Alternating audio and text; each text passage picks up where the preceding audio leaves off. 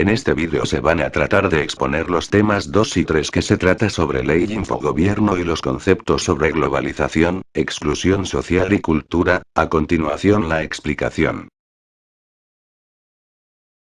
Importante destacar que el pasado jueves la Asamblea Nacional aprobó en segunda discusión el proyecto de ley de infogobierno, un instrumento legal que viene a democratizar la información, sobre todo garantizarle a Venezuela una soberanía tecnológica en materia de información y de comunicación. Gracias a ustedes por atender esta invitación. Muchas gracias. Bueno, queremos comenzar hablando un poco de la importancia de esta ley.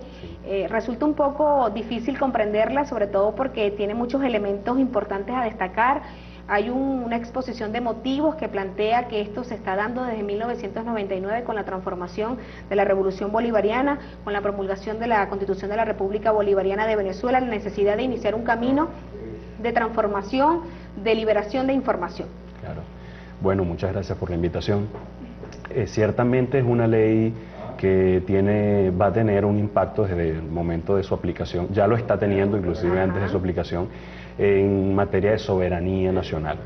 La soberanía como la conocemos, como la hemos podido palpar, es básicamente esta capacidad que tiene la nación, que tiene la patria, de decidir sobre su destino, de trabajar de forma articulada con quien así lo considere necesario para desarrollar todos sus planes y todos sus propósitos.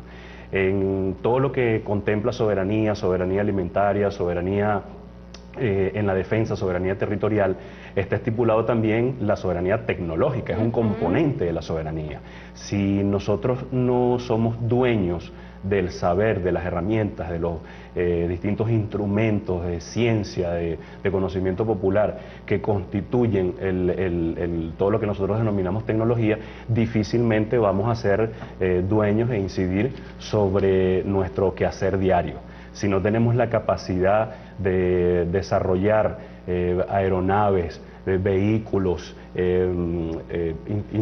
insumos para la agricultura, desarrollar herramientas tecnológicas para construir nuestras viviendas, y todas tenemos que importarlas, y tenemos que importarlas bajo mecanismos privativos que le impiden a las venezolanas y venezolanos acceder al conocimiento, pues difícilmente nosotros podemos tener una nación que desarrolle sus planes soberanos. ¿De qué manera esta ley mejorará la gestión pública y los servicios que se prestan a la ciudadanía, sobre todo cuando hablamos de información?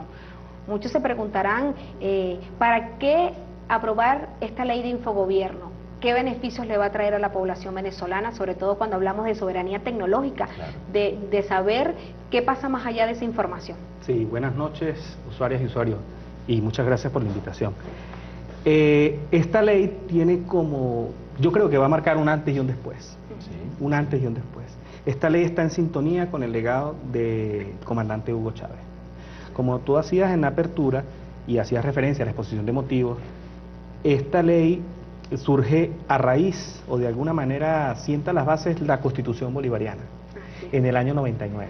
Porque cuando en el artículo 110 de esta Constitución se establece que la ciencia, el conocimiento, la tecnología, la innovación, sus aplicaciones son de interés general, se está sentando las bases para lo que eventualmente fue esta ley. Esta ley tiene todo un recorrido histórico que nos trajo hasta precisamente el 15 de agosto. Producto de la casualidad o de la causalidad, el 15 de agosto nosotros conmemorábamos 9 años del referéndum ratificatorio, ¿verdad? El referéndum a través del cual nosotros ratificamos en 2004 al presidente Hugo Chávez.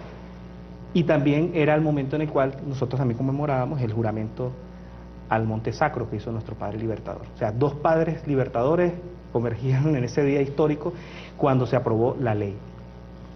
Esta ley habla de infogobierno, y tú preguntabas que qué impacto tiene para el común de las personas. El impacto que va a tener es muy significativo, porque está directamente vinculado con lo que nosotros hacemos cotidianamente cuando nos relacionamos con el Estado, con la administración pública, con los poderes públicos.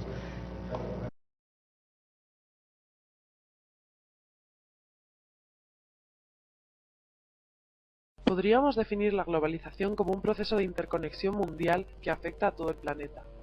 Es una aceleración de la circulación de los flujos de intercambios, tecnologías, culturas e informaciones. Estos flujos pueden ser de mercancías, de personas, de mensajes o incluso financieros. La globalización supone una comprensión del tiempo y del espacio muy acelerada, las distancias se acortan y las relaciones son cada vez más inmediatas debido a los avances tecnológicos en transporte y comunicación. Pero los flujos de la globalización afectan fundamentalmente a dos ámbitos, el económico y el cultural.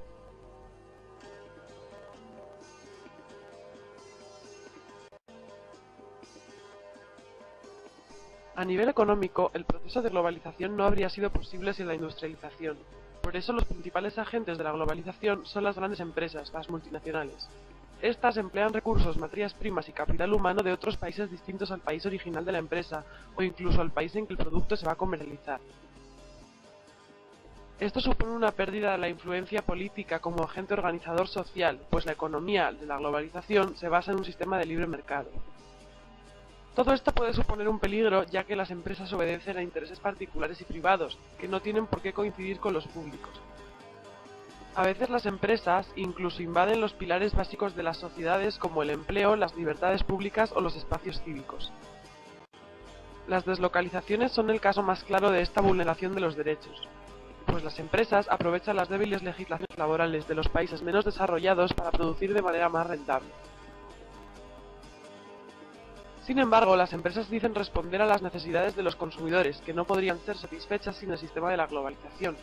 Las multinacionales son las que tienen mayor capacidad de intercambio y las que más compiten entre sí, fomentando así la innovación como método diferenciador de sus marcas. Pero las empresas han de tener una responsabilidad en su trabajo, han de garantizar los derechos fundamentales de sus trabajadores y de los afectados por su actividad. También deben respetar al medio ambiente. Existe de hecho un impuesto llamado tasa Tobin que recauda el 0,5% de las transacciones internacionales y que luego se destina a los países más pobres. De hecho, algunas empresas emprenden capítulos de responsabilidad social y de obras benéficas que suelen limpiar su imagen específicamente en sus puntos más débiles. No es de extrañar, por tanto, que empresas petrolíferas, por ejemplo, se dediquen a labores de medio ambiente y a energías alternativas como algo complementario.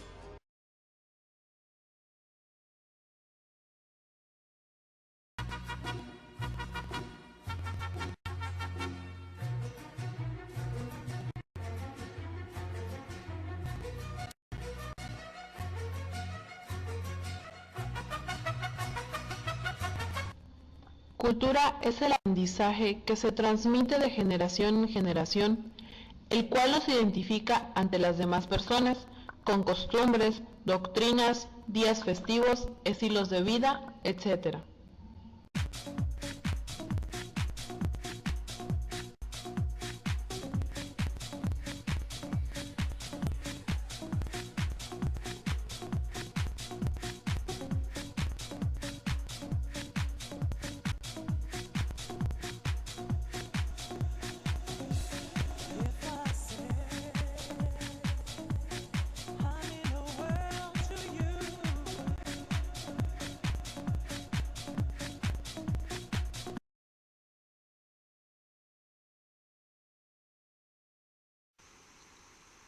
La exclusión social consiste en la falta de participación de colectivos de la población en la vida social, económica, política y cultural.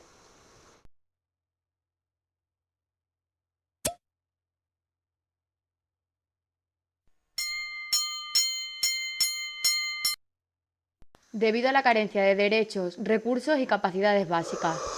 Algunos ejemplos de los colectivos más susceptibles de encontrarse en riesgo de exclusión social son víctimas de violencia de género, personas sin hogar, inmigrantes, expresidiarios. La exclusión social no entiende de sexo, edad o raza. La única forma de contrarrestar la exclusión es con la colaboración de todos los integrantes de la sociedad.